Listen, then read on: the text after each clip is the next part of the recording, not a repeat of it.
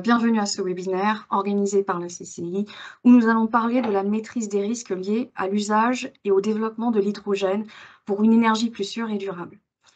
Pour ceux que je n'ai pas encore rencontrés, je m'appelle Michèle Retourné, je suis conseillère industrie à la CCI Loiret. Donc ce webinaire est organisé dans le cadre de nos missions de sensibilisation pour favoriser la transition écologique. Donc, la PAV est le plus ancien partenaire de la maîtrise des risques et du contrôle réglementaire. C'est un pionnier qui a su évoluer et s'adapter, car aujourd'hui, nous ne parlerons pas de la vapeur, comme laisse sous-entendre le sigle APAV, mais bien de l'hydrogène. Donc, l'histoire de la PAV est intimement liée à celle du progrès. Donc ce matin, j'ai le plaisir de vous présenter donc 3 personnes. Donc Éric Pignon, qui a bien allumé sa caméra, donc on peut bien l'identifier, qui est le délégué régional ambassadeur ENR de la Sector Line Énergie du groupe APAV, donc qui sera également votre interlocuteur local. Il est indispensable de bien l'identifier. Donc voilà, Éric, si tu fais un petit coucou. Bonjour, Voilà. merci. Merci. Il y a aussi Charlotte Moitié, responsable marketing, énergie et transport. Donc, je tiens à la remercier déjà pour son aide dans l'organisation de ce webinaire parce que ça a été quelqu'un qui a été à l'œuvre, aux manœuvres et qu'on verra peut-être pas énormément aujourd'hui, mais qui a beaucoup œuvré. Donc, merci Charlotte. Merci Voilà. à vous. Bonjour à tout le monde. Et nous accueillons également Monsieur Philippe Causse, donc responsable développement, performance et services chez la PAV, notre référent hydrogène. Donc, quelques petits rappels avant de passer la main à nos intervenants. Nous allons passer approximativement 1h30 ensemble.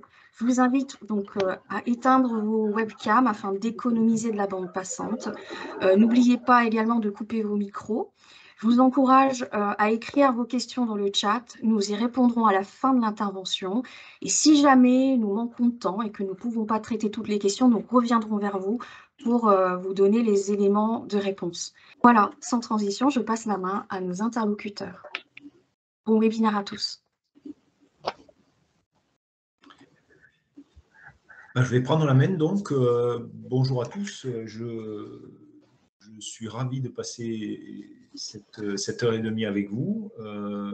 Tout d'abord, sur ce premier slide, une petite introduction sur les origines de l'hydrogène pour rappeler que c'est le principal constituant, rappelons-le, des étoiles et du Soleil, et dont l'énergie provient en partie de sa fusion thermonucléaire. C'est aussi un composant majeur des planètes géantes comme Jupiter ou Saturne, sous sa forme métallique en raison des très fortes pressions qui y règnent.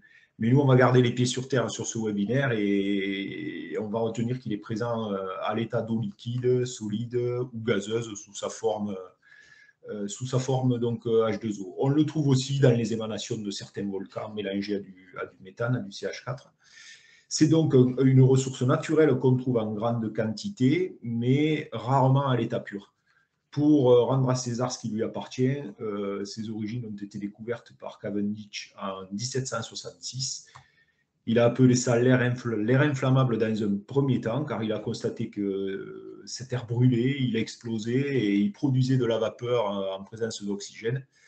Et ensuite, c'est Lavoisier qui a désigné un peu plus tard le terme d'hydrogène. Voilà. Au programme donc de ce webinaire, nous avons prévu une brève présentation d'APAV avec vos interlocuteurs, nos implantations et notre métier, notre analyse du contexte et des enjeux de la filière, l'objectif de nos accompagnements sur les différents projets hydrogène et bien d'autres projets, bien sûr, les différentes typologies de risques sur un projet mettant en œuvre du H2, de l'hydrogène, et la démarche HSE étude à mettre en œuvre, à nos yeux, pour prévenir ces risques sur un projet. Ensuite, on abordera la réglementation applicable pour en évaluer la conformité globale de ce projet. Bien sûr, il sera difficile d'être exhaustif dans le temps qui nous est imparti. Et vos questions derrière, nous engageons à y répondre dans la foulée ou ultérieurement par écrit, suivi ensuite d'un temps d'échange pour essayer de répondre à vos interrogations. De manière générale, on a essayé de concevoir ce support de présentation en fonction des questions aussi qui nous sont déjà parvenues et qui ont déjà été posées à la CCI.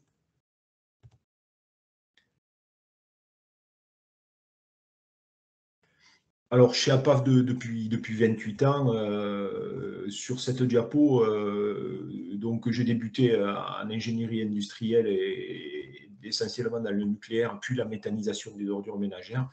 Et j'ai rejoint l'APAV en 1995.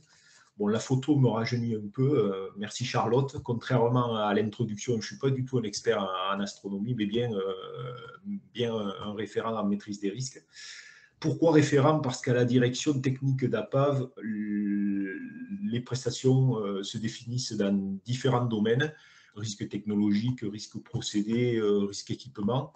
Et certains projets tels ceux mettant en œuvre un système à hydrogène nécessitent un support transversal qui est fourni par ces référents et que je représente pour l'hydrogène.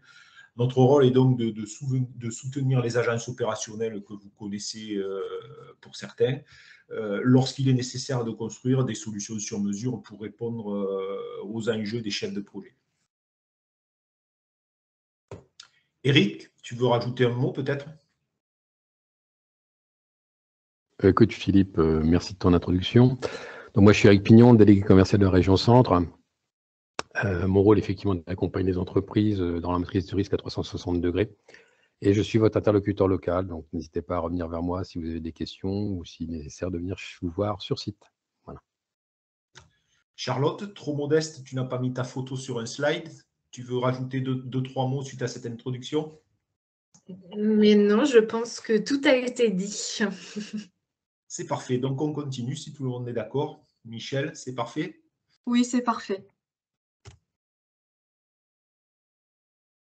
Donc, sur cette diapo, je ne vais pas la relire, vous la voyez à l'écran. Moi, ce que je retiens, ce que je souligne, c'est le mot-clé qui est le mot « sûr ».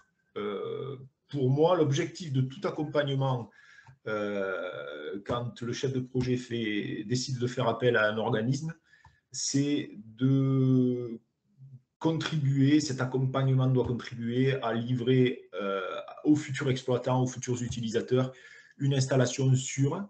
La dimension technique est certes essentielle, mais la prise en compte de l'humain, de l'organisationnel, l'est aussi pour sécuriser les projets, comme on va le voir plus loin.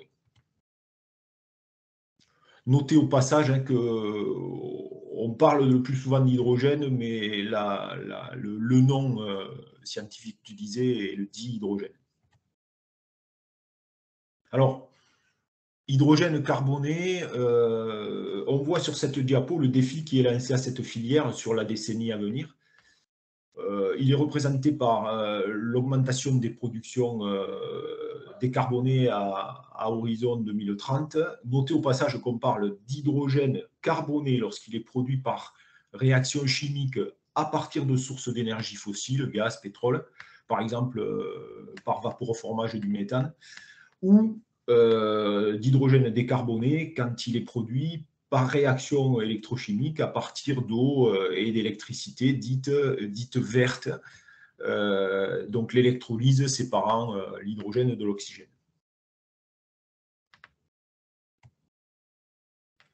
Notre compréhension des enjeux sectoriels.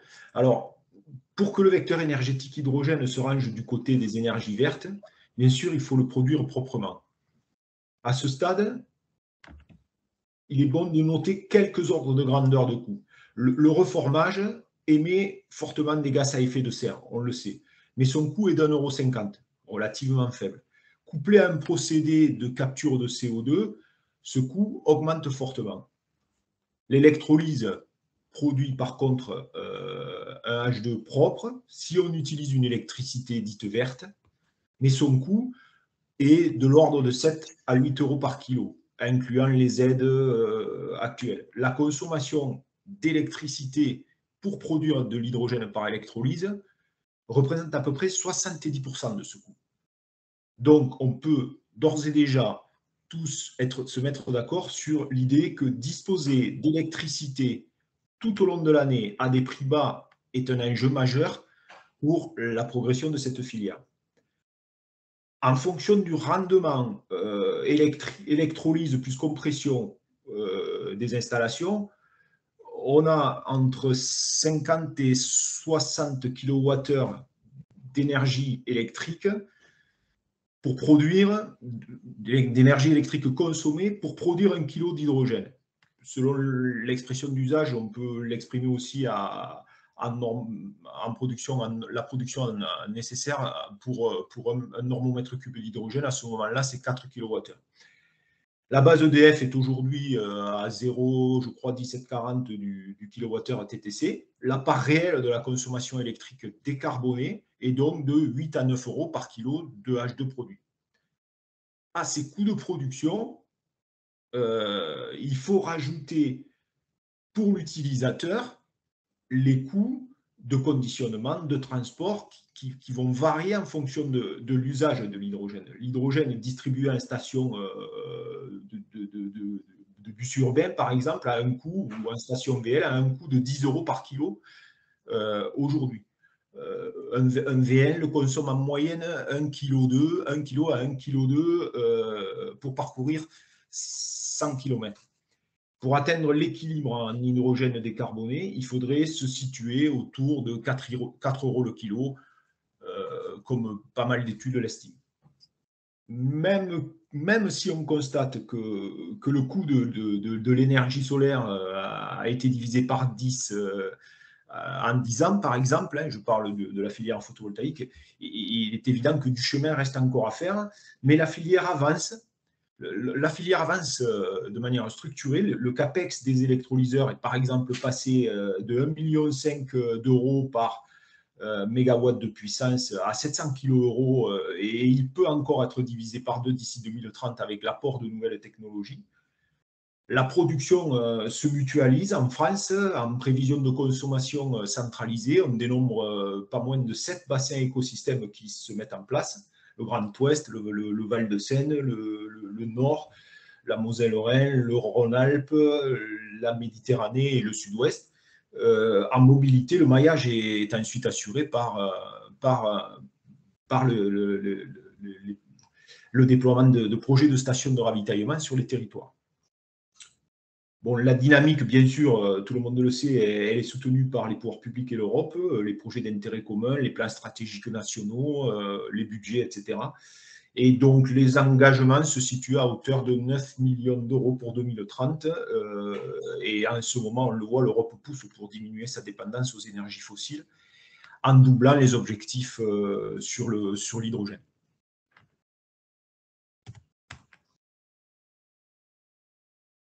Alors, le rôle des territoires, raccroché à nos expertises sur le cycle de vie de l'hydrogène, les territoires, ils saisissent cette opportunité, l'opportunité de ce vecteur énergétique dans leur transition, et ils mettent à profit toutes leurs spécificités pour créer de la valeur, de l'emploi. Ils contribuent aussi, bien sûr, à verdir les transports en améliorant les services. On voit des projets alimentant, prévoyant la distribution d'hydrogène pour alimenter les bus, les bennes à ordures ménagères, etc. Mais aussi pour améliorer les services par rapport à l'électrique, la réduction de temps de charge, l'augmentation de l'autonomie. Je ne vais pas citer tous les avantages et les services que présente l'hydrogène, mais il y en a. Donc les industriels, bien sûr, ont un rôle très important par aussi le déploiement de solutions de ce qu'on appelle de solutions de carbone capture qui permettent aussi la flexibilité des réseaux, gaz ou électricité. On voit par exemple le projet Innovi sur Grenoble, c'est une cimenterie en Isère, là, dont le bilan, c'est un projet qui émerge là, et dont le bilan prévoit 550 000 tonnes de CO2 évitées pour une production, donc évitées annuellement, pour une production de méthanol, je crois, de 200 000 tonnes. Et ce projet prévoit de mettre en œuvre une solution par l'hydrogène, par un système à hydrogène. Donc, ils utilisent aussi, bien sûr, ces industriels de l'hydrogène pour améliorer ou verdir la mobilité de leur parc de matériel. Alors, du chariot élévateur aux grues, on voit sur les aéroports les engins également d'accostage, etc.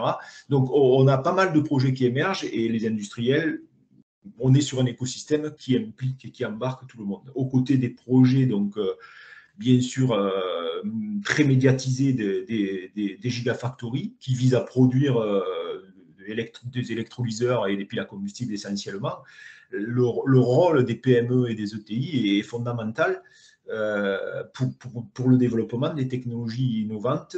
On trouve par exemple différents types d'électrolyseurs en fonction des électrolytes. Les plus connus aujourd'hui sont les électrolyseurs à membrane de protons, PEM, et les alcalins à hydroxyde de potassium, mais on a des nouvelles générations d'électrolyseurs qui vont à céramique solide permettre d'améliorer énormément les notions de rendement, puissance de réversibilité, les plages de puissance et d'utilisation. Je ne vais pas rentrer dans ces détails techniques aujourd'hui. On a, nous, d'ailleurs, à la PAV, une politique très en veille sur ces nouvelles technologies, puisqu'on a notre filiale italienne qui vient de créer un partenariat avec une entreprise qui a un savoir-faire sur ces nouvelles technologies d'électrolyseurs.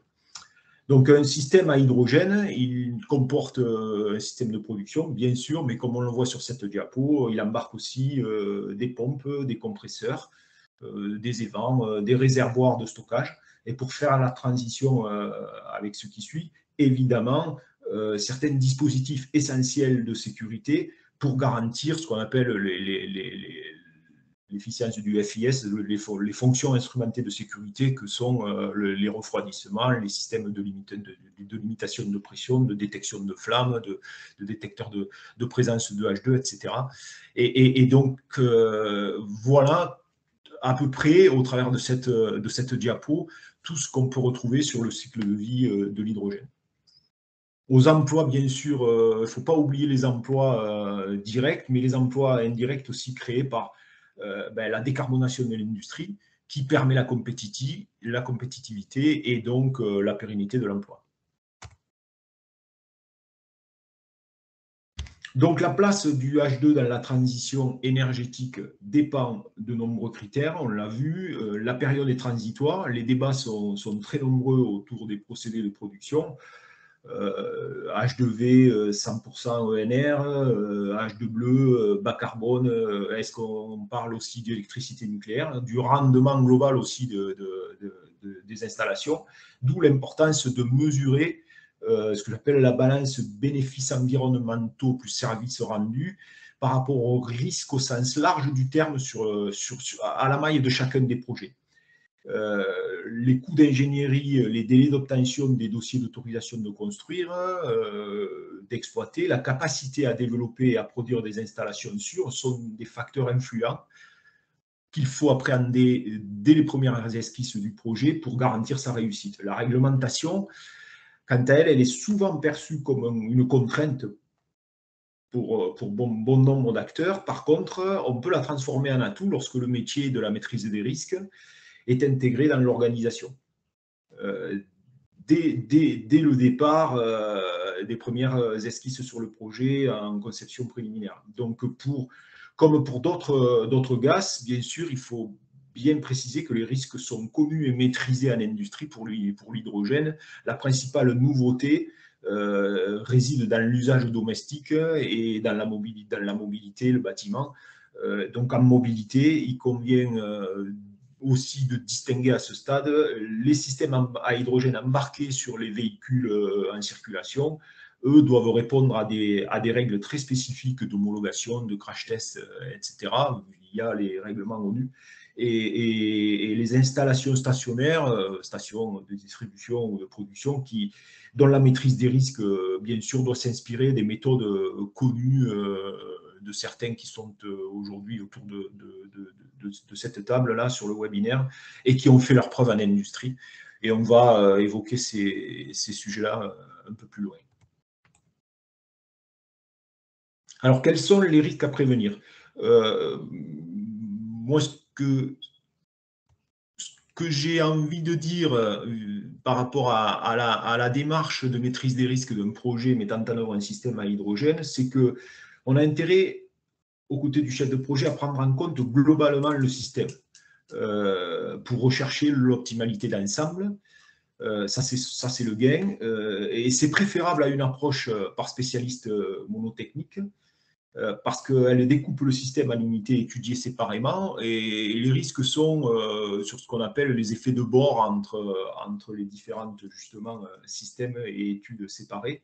Donc la filière, aujourd'hui, elle ne peut pas se permettre des dérives importantes sur les coûts. Elle ne peut pas se permettre de voir trop glisser les délais et elle ne peut pas se permettre non plus du coup de voir des erreurs d'implantation sur certains scénarios, des oublis de conception qui aboutissent à devoir reconsidérer le projet si ces erreurs sont faites. Donc les travaux d'adaptation de la réglementation contribueront, c'est sûr, au déploiement de la filière pour profiter de ces avantages, des avantages du H2 bien sûr. Mais ce qu'il faut retenir, c'est que la réglementation, elle ne supprimera pas le risque. Donc les chefs de projet, eux, leur rôle, c'est de livrer une installation sûre, c'est-à-dire de réduire l'exposition au danger à un niveau aussi bas que raisonnable. Pour ceux qui connaissent la démarche à l'ARAS, c'est ce à quoi je fais allusion. Donc, à ce niveau, quelques notions, j'ai envie de vous donner quelques notions ou quelques notions de définition entre risque et danger. Le danger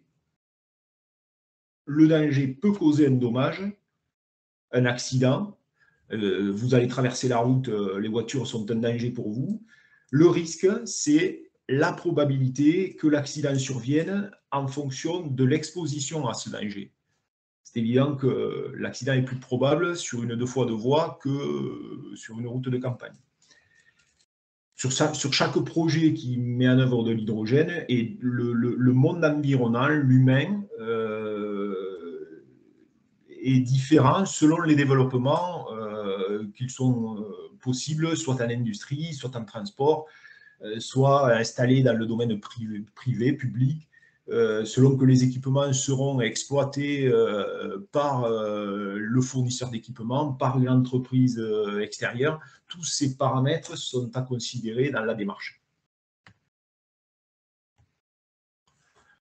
Donc on voit ici globalement une représentation graphique de ce qu'on appelle un diagramme pieuvre dans certaines méthodes d'analyse fonctionnelle. Ce qu'il faut prendre en considération, donc, c'est, comme on le voit sur cette diapo, tous les acteurs du projet dès les premières esquisses de son design, afin d'identifier ce que j'appelle, moi, les éventuels verrous ou freins les plus importants qui pourraient faire que ce projet n'aboutisse pas ou rencontre d'énormes problèmes. D'où la notion introduite ici, importante, de détermination de risque critique. Donc la criticité, c'est la probabilité qu'un accident arrive que multiplie la gravité de ses conséquences. Ce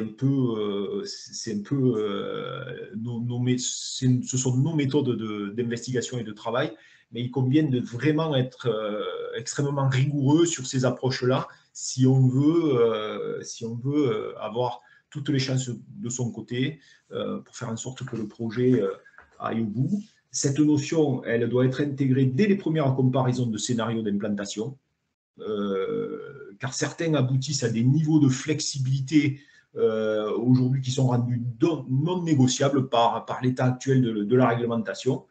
L'objectif est donc ici d'éviter les blocages et les augmentations ou les augmentations très importantes du CAPEX qu'on a prévu initialement. Donc le cahier des charges, il décrit l'expression fonctionnelle et contractuelle du besoin en termes d'objectifs de compétitivité, de sécurité de l'installation, de sécurité QVT des interventions humaines, etc.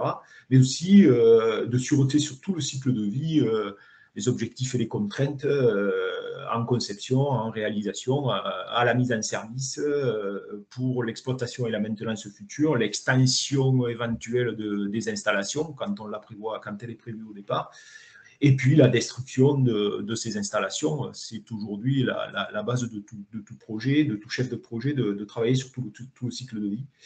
La caractérisation des risques physiques, socio-économiques et des contraintes permet de définir ensuite les moyens matériels et humains nécessaires au projet.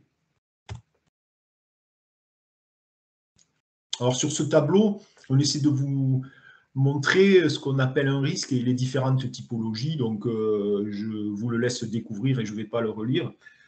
En fonction forcément du risque étudié, une analyse permet d'estimer la probabilité d'apparition d'un événement dit indésirable, ainsi que sa gravité, la gravité de ses effets, comme on vient de le voir. Donc, le danger, c'est une situation qui peut nuire à l'homme, à l'environnement, à l'entreprise, à la collectivité, et se quantifie donc par la cotation de ces risques. On parle de classe de probabilité d'occurrence d'événements redoutés et de niveau de gravité des conséquences. Le risque, c'est très subjectif, hein, en fonction des acteurs, la perception du risque sur un projet hydrogène, on le voit dans les différents débats, c'est pas la même. Pour certains, c'est l'acceptabilité par le grand public. Pour d'autres, ils sont directement liés aux propriétés de l'hydrogène. Pour d'autres, c'est encore le déséquilibre économique et ce qu'on appelle le TCO, le coût global de possession. La maîtrise en industrie, elle est réelle, mais la crainte en mobilité pour certains intervenants du SDIS, on le voit sur le territoire, etc. Donc le point de vue d'un acteur, comme vu précédemment, impliqué ou impacté sur le projet, selon son rôle et sa responsabilité, peut mettre beaucoup plus l'accent sur la sécurité, la disponibilité des installations et bien d'autres facteurs influents. La caractérisation d'un risque qui est cité, qui est identifié ici dans ce tableau, passe par un exercice pédagogique, enfin, de remue-ménage, d'identification des événements et facteurs critiques susceptibles de le provoquer.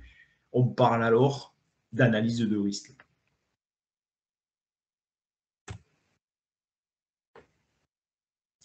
Alors, les dangers sur cette diapo, on essaie de résumer les principaux dangers de l'hydrogène.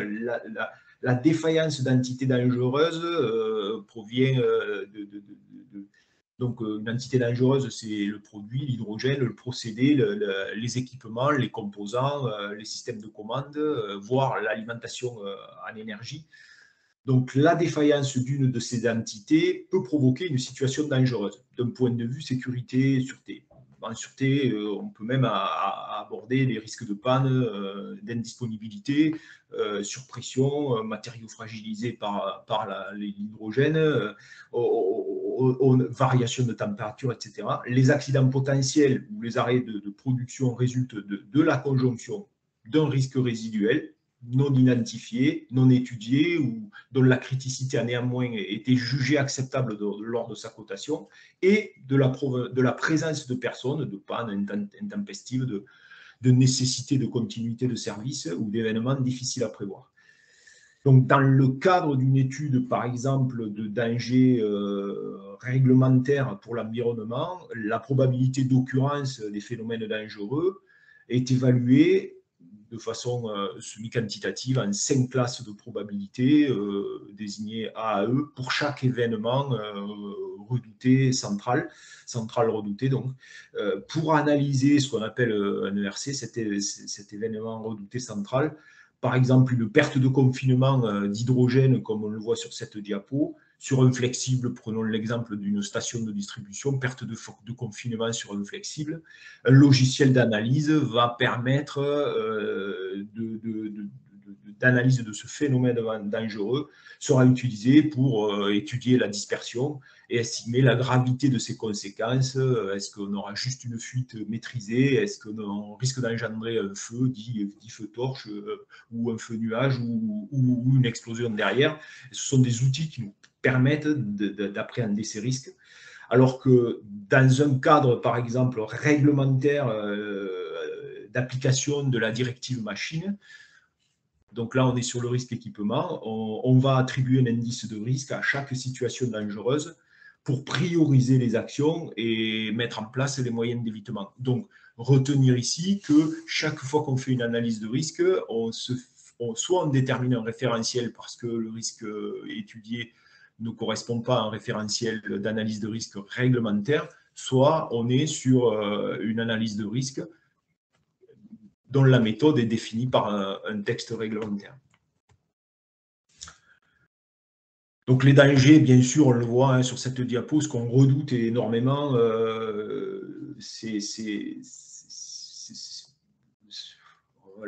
comme je le dis, ces méthodes sont imposées par des référentiels, mais un mélange d'hydrogène et d'oxygène constitue la principale entité dangereuse qu'on redoute, car elle conduit facilement à l'accident grave par le risque d'explosion qu'elle génère. Si ce mélange se produit dans une enceinte confinée, par exemple au travers de la membrane d'un électrolyseur PEM, les conséquences peuvent être très graves. S'il se produit à l'air libre, son inflammation immédiate peut être maîtrisée si on met une vanne d'arrêt asservie à une détection. Et à ce moment-là, on stoppe la fuite rapidement et le risque est maîtrisé.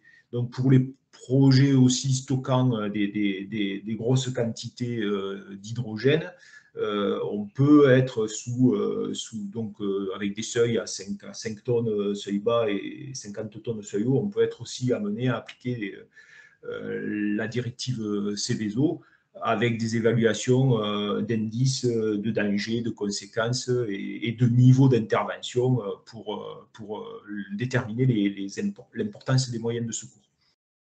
Donc, à l'aide des bases d'accidentologie, ensuite, on approche la probabilité à partir de données d'événements par nature de catastrophes, séismes, inondations, etc., et de références de rétextes, de retours d'expérience sur les accidents technologiques. En France, c'est la base ARIA, qui est tenue par le Bureau d'analyse des risques et des pollutions industrielles, qui fait référence de base de données. Donc ensuite, en cas d'accident, bien sûr, les accidents qui sont recensés font l'objet d'enquêtes publiques et privées. Et à titre d'exemple, je crois sur l'accident qui était survenu, pour ceux qui en ont eu écho sur la presse, en Norvège, je crois en 2019, je crois que Gexcon avait été mandaté pour mener une expertise privée, alors que les autorités ont mené les leurs, et ces bureaux d'enquête travaillent communément pour faire progresser la filière et tenir compte alimenter ces bases de données et tenir compte de ces rétextes.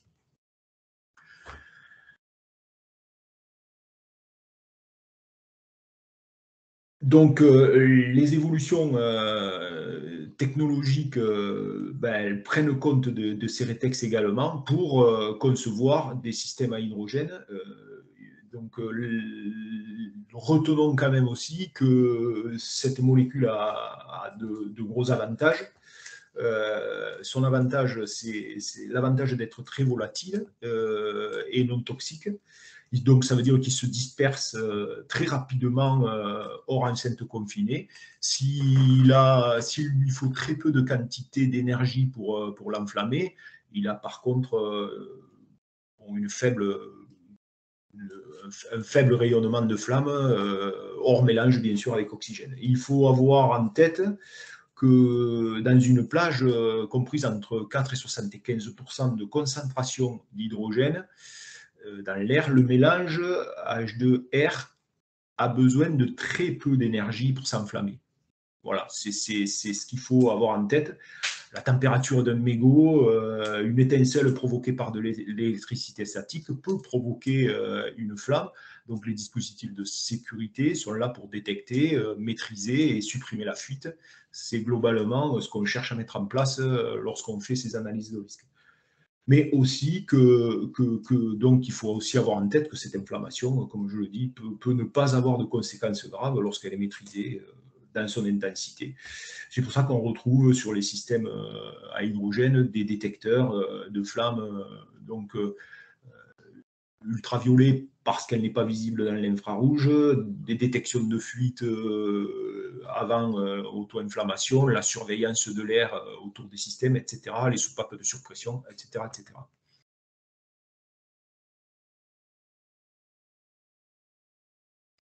Donc là, on est sur ce que je disais, la nature des barrières matérielles ou immatérielles à mettre en place se définit bien sûr au cours de la démarche de conception.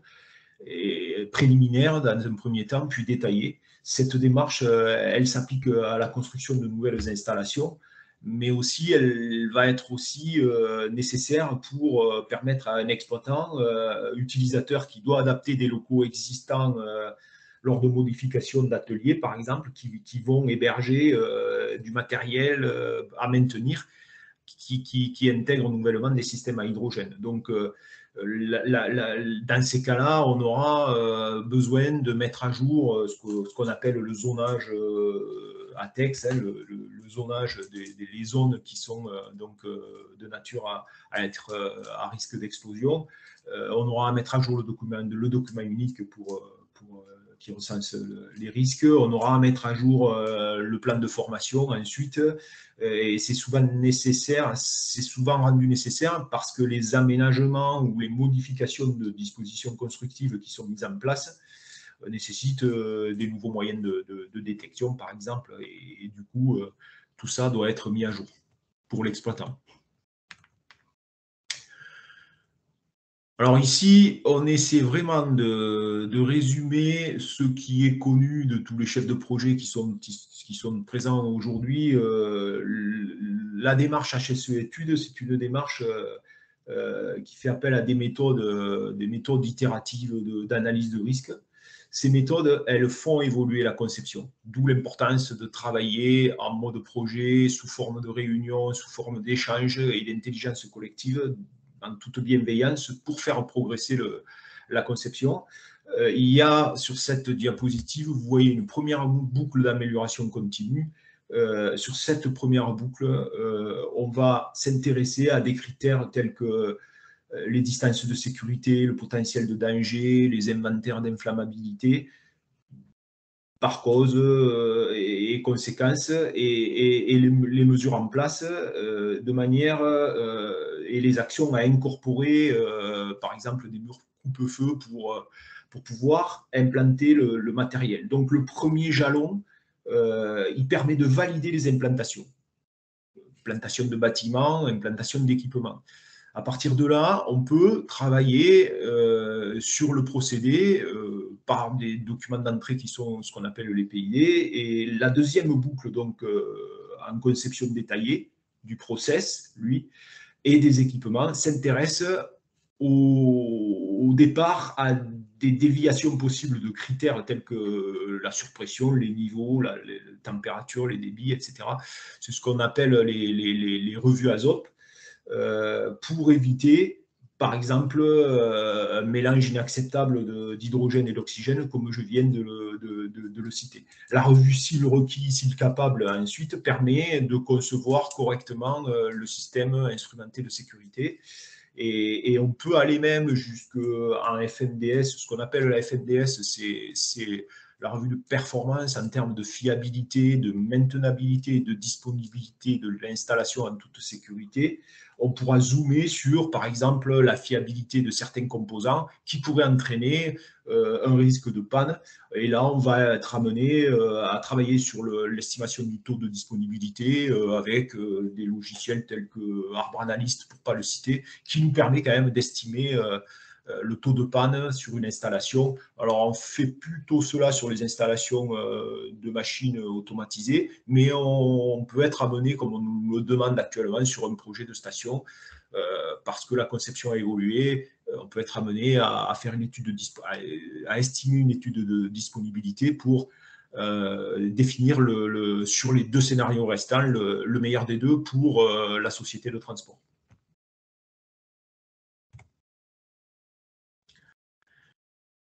Voilà, donc j'en termine et j'espère que je ne vous ai pas tous à ce stade-là perdus ou endormis avec les méthodes d'analyse et de maîtrise des risques. Donc la transition que je veux faire, c'est que ces méthodes et ces démarches-là, elles sont fondamentales pour aborder le chapitre suivant, parce que en fait, lorsqu'on les a bien développées, bien déployées, on se rend compte que les évaluations de la complétude de conformité à toutes les réglementations qui s'appliquent au projet sont rendues plus faciles, parce que si l'acceptabilité du risque est bien mesurée, bien partagée, derrière, normalement, on doit aboutir à une conception sûre et donc à des évaluations de conformité, j'allais dire,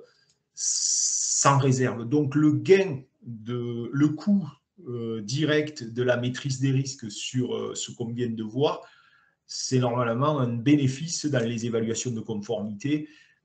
Et j'ai envie de dire, puisque on a bien prévu les choses dès les premières phases de conception, sur toute la démarche de conception. Donc, c'est difficile d'être exhaustif là, dans ce webinaire sur la réglementation applicable à l'hydrogène, mais on va essayer. Moi, ce que je vous propose, c'est de retenir que ces analyses de risque donc bien menées permettent comme je viens de le dire, de faciliter les évaluations de conformité, mais aussi de définir ce qu'on va appeler dans notre jargon le 360 réglementaire, c'est-à-dire la matrice des exigences applicables au projet, et également réglementaire, mais également normative, puisque sous un texte réglementaire, il y a souvent une norme, alors on va y venir, mais d'application obligatoire ou pas, mais de toute façon, on va s'appuyer sur un référentiel pour essayer d'avancer et d'évaluer la conformité de la conception. Voilà, donc la caractérisation du projet, comme je l'ai dit, elle est importante. Le projet, il doit être bien caractérisé pour définir la réglementation qui s'y applique, identifier, et il y en a, je crois, aujourd'hui autour de la table sur ce webinaire, les autorités compétentes qu'il faut prévenir dès les premières réflexions sur le projet et mettre dans la réflexion, pour obtenir les autorisations nécessaires au respect des délais et puis la complétude de conformité de l'ensemble de l'installation qui sera livrée à l'exploitant. Cette caractérisation, elle permet aussi de choisir les bons référentiels parce qu'on va et d'en limiter les redondances, parce qu'on va voir que la réglementation, ça serait, si c'était si simple que ça, de dire sur tel projet, c'est ça qu'on doit faire et ça qu'on doit appliquer, les cahiers des charges seraient plus facilement rédigés. Or, aujourd'hui, on voit que lorsqu'un cahier des charges est rédigé avec des copier-coller maladroits, on peut avoir des redondances sur des référentiels qu'on rend applicables sur le projet. Et du coup, les évaluations de conformité sont beaucoup plus difficiles parce qu'il y a des redondances. Donc, faire les bons choix et prioriser au départ, c'est une prestation d'accompagnement qui est, à mon avis, fondamentale dès le départ, parce que sinon, on peut se mettre des barrières en appliquant des réglementations qui, finalement, ne le seraient pas si on faisait évoluer les conceptions. Je regarde si... Ouais. Donc, pour le marché français, le statut réglementaire, il s'identifie aux exigences applicables en France, bien sûr, et en Europe, avec les directives nouvelles approches, et il définit la responsabilité des acteurs. Moi, ce que j'ai prévu avec Charlotte sur ce webinaire pour faciliter les choses et pour les simplifier, c'est de vous proposer de distinguer la réglementation applicable aux fabricants, puis aux utilisateurs.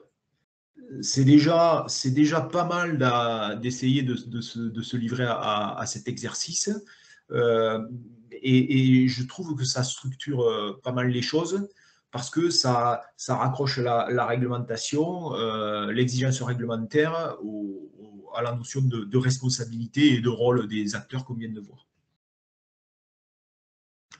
Donc, réglementation applicable aux fabricants. Le point commun de toutes les directives, là, on est sur les directives qui régissent la libre circulation des équipements sur le marché européen. Donc, le point commun de toutes ces directives, c'est qu'elles permettent aux fabricants d'apposer un marquage CE pour la libre circulation de leur matériel sur le marché. Au passage, pour l'hydrogène, notez qu'un guide, pour ceux qui ne le connaissent pas, parce qu'il y en a pas mal qui le connaissent sûrement, il y a un guide qui a été rédigé par conjointement l'ADEME, Ineris, APAVI a contribué pour les équipements sous pression également. Ce guide est un guide qui permet, pour les systèmes à hydrogène, de dresser la liste applicable aux installations concernées. Et je pourrais vous en donner le lien pour le télécharger si certains le souhaitent. Suite à ce webinaire, il est bien fait et aujourd'hui, il permet quand même d'aider les chefs de projet à élaguer et à rédiger une partie de leur cahier des charges sur ces critères, sur ces référentiels applicables. Donc, on a la directive machine qui est transposée dans le code du travail français par des règles techniques de conception des machines. Donc, tout équipement qui est mis en œuvre dans un système à hydrogène et qui répond à la définition d'une machine, il est soumis à cette directive. Équipement sous pression, donc là on est sous non pas le code du travail, mais le code de l'environnement. La directive, les appareils et les systèmes de protection utilisés en atmosphère explosive. Le matériel électrique basse tension, la directive basse tension, la directive régissant les critères de compatibilité électromagnétique des matériels, les émissions sonores dans l'environnement, etc. Et tout ceci permet, pour certaines solutions, par exemple intégrées qui sont containerisées, permet d'apposer le marquage CE de la solution intégrée. Alors, j'emploie ce mot parce que c'est important. Le rôle des intégrateurs est important. Un fournisseur de machines, il doit, dans son dossier technique, fournir une analyse de risque machine conformément à l'EN 12100 pour raccrocher au paragraphe précédent. Lui, ce qu'il évalue, ce sont les risques générés par sa machine.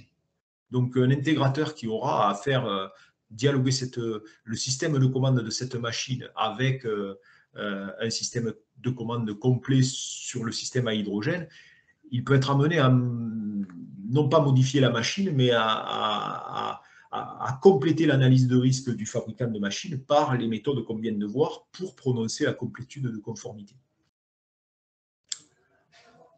Donc ensuite, les règles spécifiques à la fabrication, voilà, il y a des textes, et je ne vais pas rentrer dans les détails aujourd'hui, mais qui sont spécifiques à la fabrication d'installations qui mettent en œuvre de l'hydrogène. Pour ceux qui la connaissent, il y a une norme NFM là, qui fixe les généralités et les grandes lignes de ces systèmes-là.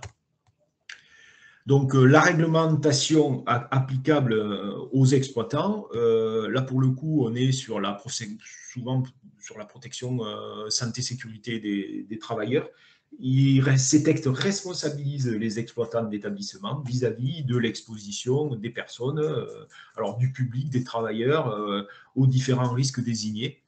Donc, on a essayé d'en citer quelques-uns ici. Il n'y a rien d'exhaustif, mais vous voyez tout ce qui peut s'appliquer vis-à-vis de la protection, vis-à-vis de l'ATEX, la directive ATEX, avec le zonage jusqu'à la rédaction de ce qu'on appelle le DRPCE, le document relatif à la protection contre l'explosion, que doit rédiger un exploitant qui exploite une installation avec des zones ATEX.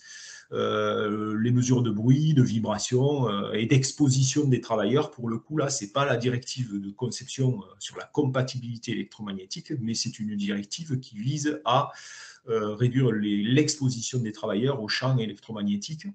Bien sûr, la directive Seveso avec accident majeur, hein, danger des substances dangereuses. Et puis, ce qui fait pas mal débat et qui peut être amené à évoluer dans les prochains mois pour l'hydrogène, toutes les réglementations spécifiques aux rubriques d'installation classées que vous connaissez ou pas, et je les ai un peu cités ici. Donc la 3080 qui régit la production d'hydrogène.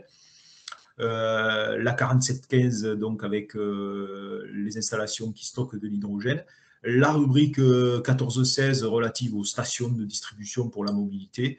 Et puis d'autres rubriques peut-être moins importantes, mais à citer quand même, sur le remplissage des bouteilles ou pour les gens qui vont faire de la réparation de véhicules, les ateliers de réparation et de maintenance. Et puis, il ne faut pas oublier la réglementation des établissements recevant du public, avec les arrêtés du 25 juin 80 qui définit des groupes, des catégories. Voilà. Et puis d'autres règles locales d'implantation avec ce que vous connaissez tous, les plans de prévention des risques technologiques, les PPRI, les contrats de concession, etc. etc. Toutes ces exigences, il faut avoir un pense-bête pour ou se faire aider d'un organisme ou d'un outil de veille pour cocher applicable, non applicable. Ça aide quand même à ne pas faire des grosses ou des graves erreurs de conception si on fait cette matrice 360 dès le départ. Donc, réglementation spécifique au transport, les règlements ONU pour, je l'ai dit, la conformité des véhicules, mais aussi les accords pour le transport international de matières dangereuses sur route, l'ADR, le règlement RID en ferroviaire avec notre filiale Certifer là, qui traite ces sujets-là au sein du groupe APAV, le maritime avec l'IMDG lorsqu'on travaille sur une zone portuaire, les arrêtés TMD, route, voie ferrée et de navigation, incluant les opérations de chargement et de déchargement. Et puis, pour l'hydrogène, le numéro ONU du H2 sur l'évaluation quantitative des risques est cité aussi à titre d'information sur cette diapositive. Donc, l'avenir de la filière, ben, ça dépend aussi des infrastructures et des réseaux. Je crois qu'il y a des gens aujourd'hui chez GRDF. Effectivement, les canaux de transport, l'injection de gaz, d'hydrogène dans le gaz ou la mise en place de canaux de transport dédiés à l'hydrogène, tout ça, ce sont des sujets qui font appel également à des réglementations spécifiques. Voilà, les transpositions normatives, j'ai envie de rester sur des grandes généralités parce que c'est vraiment pas possible d'en faire le tour complet aujourd'hui, mais il faut retenir qu'il y a une première distinction à faire sur les types de garanties. On peut garantir par la normalisation des produits, des équipements. Exemple, dans un REP, un bloc d'éclairage de sécurité, on peut avoir des garanties de service pour le client. Par exemple, sur la norme interopérabilité, je crois que c'est la SAE J2601, des garanties de processus, des tests sur les produits, etc. Ou des garanties de management, de mise en place de systèmes de management au sein d'une entreprise. Par exemple, ici, le système de management des énergies par la norme ISO 50001, par exemple. Ensuite, une deuxième distinction se fait par l'organisme fonctionnel. Donc, les normes internationales ISO, européennes, je cite le Sénélec, etc., ou nationales, l'AFNOR. À noter que sur ce sujet-là, pour le développement des technologies de l'hydrogène, le comité ISO TC 197 qui réunit les différents organismes de chaque pays membre, à l'international bien sûr, l'AFNOR en fait partie et ce comité travaille en concertation avec France Hydrogène et je crois que c'est monsieur Serrocom du CEA à Grenoble qui préside pour l'AFNOR ce comité. Donc, ça permettra aussi de faire évoluer la normalisation pour la rendre notamment beaucoup plus facile à appliquer sur les nouveaux usages de l'hydrogène en mobilité. Et en sûreté de fonctionnement, la troisième distinction qu'on peut faire, c'est qu'on a la sécurité des installations et des équipements avec les normes de type A, de type B, de type C que vous voyez ici, avec certaines normes qui fixent des méthodes pour réaliser des analyses. Par exemple, l'ASOP qui est citée, c'est la norme 61-882. Comment on anime une ASOP et comment on fait une analyse de risque ASOP, c'est bordé par une norme et on doit respecter cette méthode, sinon on ne satisfait pas aux 8 conditions de réussite d'une ASOP et on risque de passer à côté de certains risques. Et l'analyse de risque machine, par exemple, qui est définie par la norme N de 12100, c'est pareil, on a une méthode qui permet de quantifier le risque pour en définir derrière les barrières à mettre en place.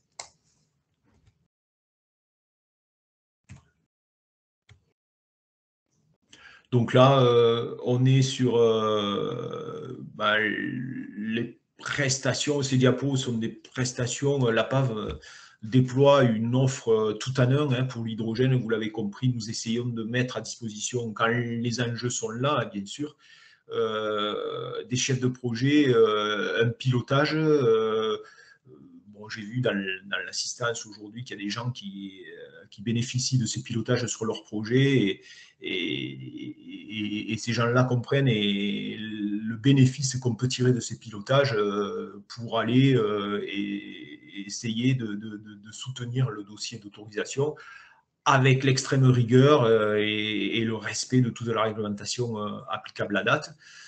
C'est important, je pense, quand on se sent sur un sujet pas capable ou pas avoir les bonnes organisations, les bons prérequis ou la bonne disponibilité de vos équipes en conception, de s'appuyer sur le pilotage d'une tierce partie maîtrise des risques et de vous consacrer à votre cœur de métier qui voilà, quoi. Donc, je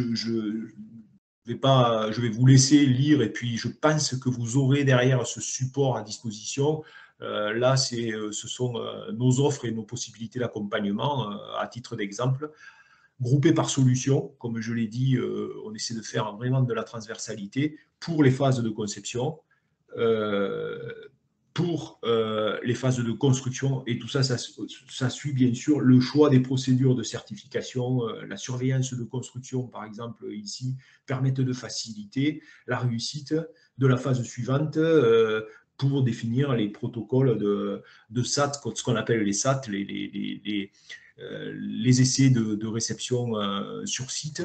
Puisque si on participe au FAT, donc aux essais de réception chez les fabricants en atelier, on va pouvoir vraiment, dans la continuité, à la mise en service des installations, des équipements sur site, participer et contribuer aux essais une fois que les démarrages de l'installation seront là.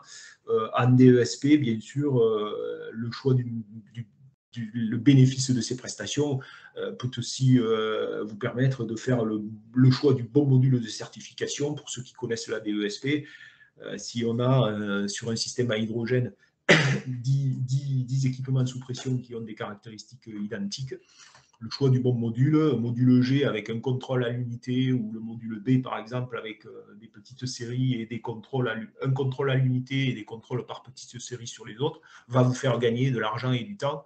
Donc là, on va vous accompagner pour le choix du meilleur module et c'est important de le faire à ce stade-là. Puis en exploitation, bien sûr, être en situation pour l'exploitant et l'utilisateur de prononcer la complétude vis-à-vis des exigences réglementaires applicables qu'on a vu précédemment. Mais également, je parle pas, j'ai pas parlé des vérifications classiques que vous connaissez tous sur l'installation électrique. Voilà, toutes les vérifications périodiques que l'exploitant ensuite doit assurer sur son système. Sans oublier la maintenance, parce qu'en maintenance, savoir construire son plan de maintenance et confier les tâches associées aux bons interlocuteurs, c'est très important.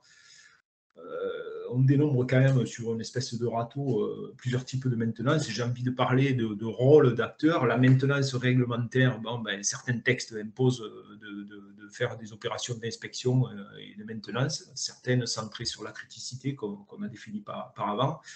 Il y a aussi la maintenance fournisseur. Vous avez le manuel du fournisseur d'un équipement. Il vous préconise de faire certaines opérations de maintenance, remplacement, etc. Soit il les fait, soit quelqu'un les fait à sa place. Mais ça, c'est le deuxième volet. Il y a aussi sur ce qu'on appelle les équipements avec des lois de dégradation connues, tous les aspects de la maintenabilité des installations. Maintenabilité, on entend par maintenabilité les accès, les équipements de levage pour remplacer une pièce lourde si tel est le cas, les plateformes, mais aussi les organes de consignation. Donc là, on est sur des sujets, c'est essentiel de prévoir la sécurité pour les interventions des personnes qui vont assurer la maintenance de ces installations. Et tu sais, si sur un système à hydrogène, la consignation, l'inertage, etc., ce sont des analyses de risque qui correspondent à des situations de travail en mode dégradé. Il faut rappeler quand même qu'en accidentologie, les accidents arrivent le plus souvent sur ces modes dégradés parce qu'on est sur des opérations où les automates programmables sont quelquefois donc shuntés parce qu'on considère que le personnel de maintenance est aguerri. Donc, il faudra former ces gens-là et la filière se structure, c'est en cours, à être capable de réaliser correctement ces opérations de consignation préalable. Et puis, quand effectivement on est devant le constat qu'on a un problème, la maintenance curative avec potentiellement, comme je l'ai cité sur une diapo précédente, ce qu'on appelle la FNDS, mais là pour le coup pas en conception, donc une étude de fiabilité et de disponibilité peut être nécessaire avec des méthodes comme des arbres des causes ou des arbres de panne, des AMDEC, des arbres de mode de défaillance et de cotation de la criticité pour voir si à un moment donné on s'est trompé de conception et qu'il faut faire une maintenance qu'on appelle curative en remplaçant une solution matérielle par exemple. Voilà. Et tout ça, ça aboutit forcément à de la formation du personnel. Alors souvent, les gens qui vont avoir à se former sur l'hydrogène, ils vont avoir à le faire. Vous ne trouverez pas, comme sur l'électricité, le guide du TEC 18510 qui vous donne les titres d'habilitation électrique. À ma connaissance, ils n'existent pas sur l'hydrogène aujourd'hui. Mais avec du bon sens, on peut construire un plan de formation en fonction de faire de l'ingénierie de formation et puis se mettre d'accord sur le fait que c'est telle population qu'il faut cibler et créer un module spécifique. Voilà. Charlotte, tu veux peut-être prendre la parole pour continuer sur cet exposé-là, sur cette partie-là? Rapidement, si jamais on veut laisser le temps un peu aux questions. Merci Philippe. Sur les raisons pour lesquelles choisir APAV, alors c'est simple. Comme on l'a vu en présentation, nous on est présents sur la maîtrise des risques et leurs évolutions dans le temps depuis plus de 150 ans. Aujourd'hui, on a des modules de formation qui sont dédiés au risque hydrogène, qu'on fait en présentiel ou en distanciel pour s'adapter à vos besoins. On a une expertise sur tous les équipements qui aujourd'hui fonctionnent sur les systèmes à hydrogène, peu importe qu'ils soient carbonés ou décarbonés, qu'on vous accompagne pour de la création ou de l'évolution d'existants, on se positionne sur l'ensemble des sujets.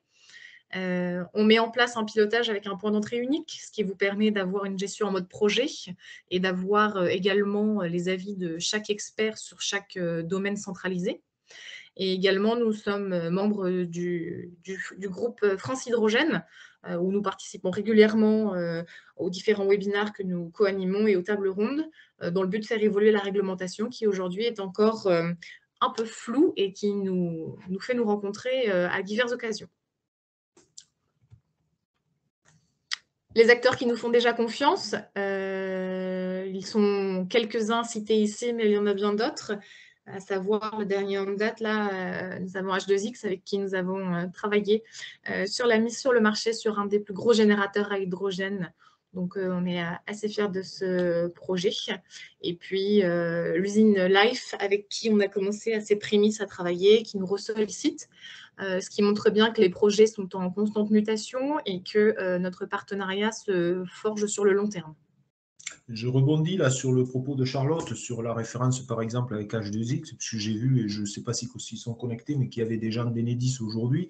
On est là par exemple sur une solution de production d'électricité temporaire, un groupe électrogène containerisé. D'ailleurs, sur le salon Evolution à Paris, pour ceux qui y sont allés, vous ne pouviez pas le manquer, il était juste à l'entrée. On a fait ce type d'accompagnement. C'est une PME, c'est un écosystème qui se met en place. Et voilà, aujourd'hui, les gens d'Enedis ont, sur cette solution, vu et identifié que c'était une solution possible. Et pour accompagner H2X, on est parti sur ces méthodes-là dès le départ, animation des ASOP, puis derrière évaluation des conformités. Pas à pas, on les a aidés à sécuriser leurs démonstrateurs, leurs pilotes, et on n'était pas sur un énorme projet industriel comme celui qu'on accompagne actuellement sur le port de Port-la-Nouvelle avec M. Blain qui est à l'étage au-dessus de moi aujourd'hui et que certains connaissent ici aujourd'hui. Donc voilà, on est sur des accompagnements personnalisés, ce qu'il faut retenir, sur mesure, construit sur mesure à façon. Et la solution standard aujourd'hui, elle ne peut pas souvent être mise en œuvre, sauf quand la question posée est est-ce que cet équipement répond à la directive équipement sous pression? Là, on répond par une prestation standard. Mais souvent, le bénéfice qu'il faut retenir de nos prestations, enfin de nos accompagnements sur les projets, c'est quand même cette dimension transversale et la notion de pilotage et d'accompagnement pas à pas quand il s'agit d'un équipement pour lequel le niveau de maturité technologique n'est pas encore là et qu'il faut le sécuriser sur toutes les différentes étapes de sa conception, de son développement, via plus tard son industrialisation. On est aussi placé sur ces sujets-là. Voilà. Donc, je n'ai pas envie de citer... cette diapo cite des clients, moi j'aurais envie de citer des projets. Donc voilà, on a des tas de projets actuellement, les revues ASOP sur la station de distribution de Strasbourg. Voilà, on pourrait passer toutes les stations pour lesquelles on est impliqué à des niveaux plus ou moins importants, le projet des MSE à Dijon. Et chaque fois, on travaille sur ces projets en faisant du sur-mesure parce que ce qui nous intéresse, c'est de faire évoluer aussi la filière, d'être vraiment rigoureux sur les méthodes et l'application de la réglementation en l'état actuel. Mais à un moment donné, il faut bien interpréter et proposer des solutions, des préconisations d'amélioration sur les systèmes avec nos expertises. Et là, en agence, on a des tas d'experts, pression, machine, donc électrique, expertise électrique. Et le rôle essentiel dans nos organisations, c'est d'avoir un chef de projet qui est l'interlocuteur unique et centralisé pour le client et qui, lui, va chercher l'expertise pour la mettre lorsqu'on est sur un sujet ou un risque critique. Voilà, donc on pourrait faire une diapo sur « ils nous font confiance » en mettant le nom des projets plus que le nom des clients. Ça serait possible aussi. Et sur la filière hydrogène aujourd'hui, cette diapo serait riche voilà, de pas mal d'items. Écoutez, pour le moment, je vous remercie de votre attention. J'espère que vous avez trouvé un intérêt pour ceux qui ont posé des questions. En tout cas, je pense qu'il y a quand même certains sujets qui ont été abordés. Je vais laisser la parole à Michel. J'ai pas vu le timing aborder le sujet de nos filiales. Forcément, à la PAV, nous faisons du calcul et nous avons des agences de calcul. Nous avons des filiales dédiées au CND, au contrôle non destructif et à toutes les méthodes qui s'appliquent au système, au vieillissement des installations mettant en œuvre de l'hydrogène. Chez Sopemea, j'ai parlé de la directive compatibilité électromagnétique. On on va par exemple torturer du matériel pour voir si dans une chambre anéchoïde, il est conforme à cette directive. C'est un exemple, mais voilà, toutes nos filiales, la PAF est un groupe et aujourd'hui, il est difficile à 1h30 de faire un inventaire exhaustif de tout ce que la PAF peut vous apporter sur un projet mettant en œuvre de l'hydrogène. Je laisse place à vos questions. Je vais inviter les personnes qui ont une question donc, à allumer leur caméra ou de s'exprimer par le biais du chat. Alors, de mon côté, j'ai vu qu'il y avait donc quelqu'un qui a demandé une pause, donc navré. Vu le format, on ne fait pas de pause. Par contre, il est possible donc, de revisionner le webinaire. Je suis vraiment navrée si ça a causé de la gêne. Voilà. Et sinon, je vous invite donc maintenant à vous manifester pour un échange si vous avez des questions.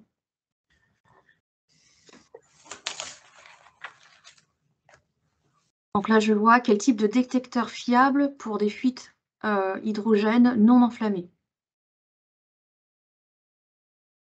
Question posée par Nicolas Go. Alors, ça aujourd'hui, c'est des questions qui méritaient d'être reformulées. Je pense qu'il faut, sur ces questions de fiabilité, de technologie, il faut me les faire passer, soit par écrit, soit. Et moi, je m'engage à répondre à la personne, mais on ne va pas Là, maintenant, je n'ai pas la réponse à cette question. J'ai par contre le 06 de la personne qui est mandatée pour répondre à cette question. Donc, je ne vais pas le faire en séance. Voilà. Ok, très bien. Par contre, la fiabilité, comme je l'ai dit, une étude de fiabilité de matériel, si un fabricant de détecteurs nous confie une étude de fiabilité, on peut aussi l'accompagner à définir le niveau de fiabilité par les méthodes que je viens d'évoquer. Ok. Alors, il y a une question qui a été posée au tout début parce que quand tu as commencé, Philippe, tu nous as donné énormément de chiffres qui sont très intéressants et que nous n'avons pas notés. Donc, pour ceux qui ne veulent pas noter les chiffres par la suite, parce qu'on va quand même vous envoyer donc la vidéo de ce webinaire, est-ce que tu aurais un récapitulatif à peu près de quelques des chiffres que tu nous as donnés qu'on pourrait potentiellement partager? Alors, tout ce que j'ai... donc, je suis au GT réglementaire de France Hydrogène. Donc, ces chiffres-là sont issus d'études, etc. Et sont des chiffres aujourd'hui qui sont des estimations sur lesquelles on peut se baser pour utiliser tous le même langage. Par exemple, pour estimer le coût du kilo d'hydrogène sur une station VN, ce que j'ai donné, c'est ce que j'ai rajouté, c'est juste le raisonnement qui amène à prononcer ce coût. La réponse est oui. Moi, j'ai sur mon PowerPoint, enfin, sur le support, vous le savez, mes commentaires. Je me suis, vous l'avez vu d'ailleurs, appuyé sur les commentaires pour essayer de faire en sorte que ce webinaire réponde, parce que j'ai vu qu'il y avait des questions aussi sur ces sujets-là, les gens qui se posent la question de savoir s'il y aura assez d'électricité pour produire tout l'hydrogène décarboné qui sera nécessaire, etc. La vocation de la PAF, ce n'est pas de répondre à ces questions, mais c'est d'enrichir le débat. Donc, les chiffres que j'ai donnés, c'était évidemment pour essayer de répondre à ces questions qui étaient déjà posées par écrit. Donc, réponse, oui, moi, je vais vous fournir l'exhaustivité des commentaires que j'ai utilisés lors de notre échange. Là. Super, merci beaucoup. Alors, je tenais aussi à dire quelque chose parce que je trouve que ce sujet de l'hydrogène est un sujet qui est quand même très technique. Et donc, oui, et qui n'est pas forcément aussi évident pour répondre aux questions par oui et non. Donc, c'est un peu complexe. Et je voulais aussi donc remercier donc Charlotte et toi pour ce travail qui a été fait pour rendre toutes ces informations un peu plus accessibles pour des personnes qui, justement, découvrent ce sujet. Voilà. Donc, je vais répondre par écrit aux questions qui ont été posées sur le fichier Excel. J'ai en tête une personne qui travaille dans la méthanisation et qui a posé une question de savoir si on pouvait récupérer le méthane pour faire de la méthanation par l'hydrogène, etc. Je ne peux pas répondre aujourd'hui, oui, ça se fait, j'ai envie de vous dire, oui, en termes de mes connaissances, au sein de mes connaissances en génie procédé, ça se fait sur le projet Jupiter Mine, par exemple, à Fos-sur-Mer. Mais est-ce que dans le cadre des quantités de fuites sur son process, quelle est son idée? Il faut reformuler la question. Aujourd'hui, je veux avoir, j'ai les coordonnées de ces personnes qui ont posé ces questions, je m'engage à les appeler et puis à en débattre avec eux pour comprendre vraiment le fondement de la question, s'il y a un projet derrière, une idée de développement et essayer d'avancer ensemble. Voilà, donc voilà, méthanisation, ça peut être d'ordures ménagères, de bouts de stations d'épuration, de projets agricoles, quelles sont les quantités mises en jeu, quels sont les process visés, et voilà, puis on échange à partir de la question du client sur son enjeu. Alors effectivement, j'appuie ce que tu dis parce que je trouve aussi que c'est très important de partir d'un contexte concret pour ne pas apporter une réponse un peu précipitée. Donc je partage ton opinion et ta façon de faire. Donc merci. Alors si vous avez des questions, je vous invite à simplement ouvrir votre micro, allumer votre caméra. Donc on peut vous voir, c'est pas dérangeant. Ou alors si vous êtes plus discret, je vous invite à utiliser donc le chat. Donc là, je vois qu'il y a quelqu'un qui nous fait des observations. Je ne sais pas si tu vois le chat également, Philippe. Donc apparemment, il y a quelque chose qui se fait sur Méticentre. Voilà, injection de méthane. Ok. Voilà, c'est ce type de dialogue qu'on aura. Enfin, j'ai vu des gens, je vais prendre par exemple, est-ce qu'elle est dans. Ben, c'est Madame. Oui, c'est Madame Renaudot, hein, c'est ça, de GRDF, Caroline Renaudot. Quel risque précaution pour les stations H2 avec des bouteilles comme stockage, etc. Vous faites référence à des seuils de la rubrique ICPE aujourd'hui dans votre question. Donc, je pense qu'aujourd'hui, la question elle est ciblée. On se rappelle et puis je vous donne la réponse à votre question. Je peux le faire en séance, mais le problème, c'est que j'ai la réponse sur une rubrique, d'autres, il y a des échanges en cours sur son évolution. Et je préfère être beaucoup plus complet sur la réponse après avoir échangé en interne avec le référent ICPE. Voilà, c'est pour que la réponse soit beaucoup plus complète en fait, quoi. Voilà. Oui. On va attendre un petit moment, le temps que ça mouline un petit peu, qu'on se remémore un peu tous les sujets qui ont été abordés. Moi, je voudrais rajouter quelque chose, c'est Eric Pignon. Oui. Je t'invite à mettre ta webcam d'ailleurs. Je mets ma caméra, voilà.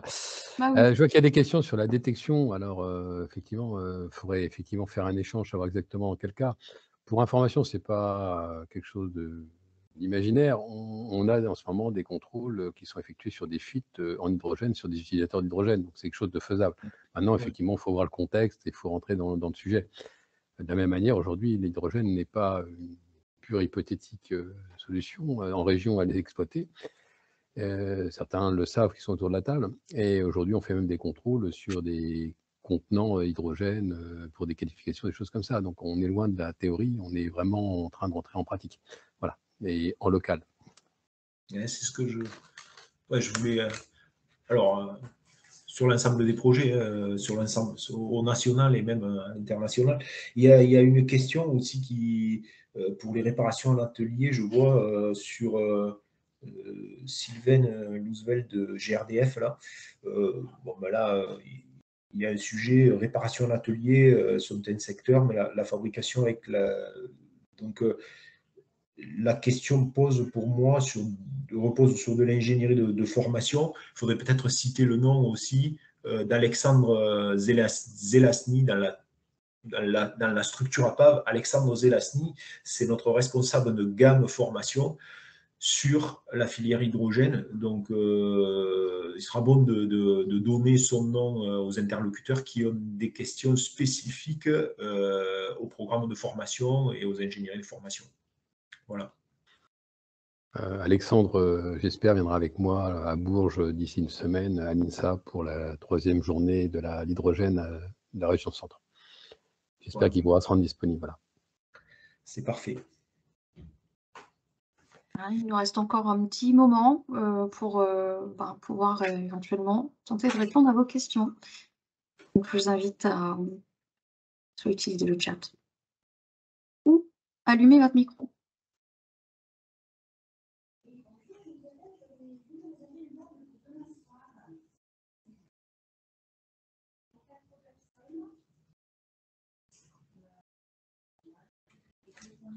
Bon, faut croire que Philippe, ça a été vraiment très très clair.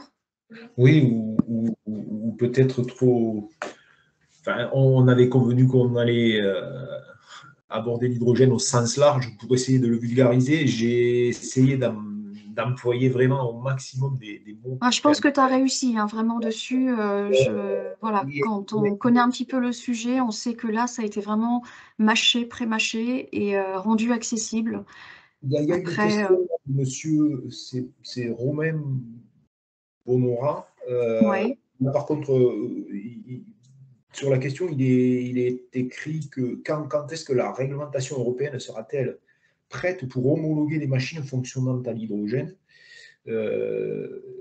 Nota, aujourd'hui, elle ne permet pas l'homologation de machines fonctionnant à l'hydrogène. J'ai envie de dire que, on l'a vu dans l'exposé, c'est pourtant les machines fonctionnant à l'hydrogène, les machines sont soumises à l'application de la directive machine. Après, elle se transpose dans le code du travail par des règles de conception. La procédure applicable, la plupart du temps en machine, c'est la procédure d'auto-certification, en respectant les référentiels d'analyse de risque, etc., que j'ai cités. Il y a un sujet qui traite de la formation d'ATEX sur un article de ces règles techniques de conception. Donc la réponse, et je pourrais rappeler ce monsieur, s'il existe une réglementation applicable aujourd'hui, on peut accompagner, c'est ce qu'on a fait par exemple pour H2X qui a été cité, on a fait une prestation d'accompagnement au marquage CE de la solution pour certifier machine. Voilà. Ok, donc là, on a quelqu'un aussi qui nous dit quel est le calendrier préconisé pour s'adresser à la PAV. Alors oui, lors d'un projet qui émerge, s'il vous plaît. Oui, ben, c'est une bonne question. Ouais. Dès la fin de l'avant-projet sommaire, je pense que c'est une bonne idée de nous contacter. Alors, moi, sachez que, enfin, je complète le propos d'Éric. Ouais, mais dans ce que tu entends par avant-projet sommaire, il y a même des études de sûreté sur, enfin voilà, même en amont de l'analyse préliminaire des risques sur certains projets de stations de bus urbains. On a fait confiance à APAV pour estimer le risque critique, comme je l'ai évoqué. Partant de 5 scénarios possibles d'installation, on réduit, on en retient 3, puis on affine à 2. Et finalement, les méthodes qu'on utilise, c'est vraiment du bon sens paysan. Et pour ceux qui connaissent ces méthodes, c'est un tableau Excel et de l'AMDEC. À la grande louche, on associe, comme on fait, on associe un consultant spécialisé en environnement pour identifier les verrous via certaines rubriques ICPE, etc. Et on met un homme méthode qui est un ingénieur sûreté qui maîtrise ces méthodes de HSE études qu'on a évoquées. Ce binôme-là est capable d'investiguer aux côtés du client et pour aider les chefs de projet à avancer dans leur prise de décision pour, autant que faire se peut, éviter de faire de la conception détaillée sur un scénario qui finalement aboutirait, irait dans le mur, quoi. Voilà, donc c'est dès les premières réflexions sur le projet, dès la genèse du projet, on peut appeler à PAF pour expliquer, échanger, et on n'est pas là pour vendre des choses de manière complète et globale. Si on a un verrou à faire sauter, on va se focaliser sur le risque critique. Voilà. Les deux sont possibles. Voilà. Pilotage, parce que le client veut nous confier le pilotage aux côtés de son chef de projet, de la maîtrise des risques globales, ou bien résolution de problèmes. On identifie la criticité ici, on veut les services de la PAV pour aider à solutionner le problème. Voilà, de manière grossière, les deux types d'accompagnement transverses qu'on peut faire. En fait, plus tôt vous venez vers nous, plus tôt on pourra vous accompagner. Voilà. Même dès l'idée, des fois.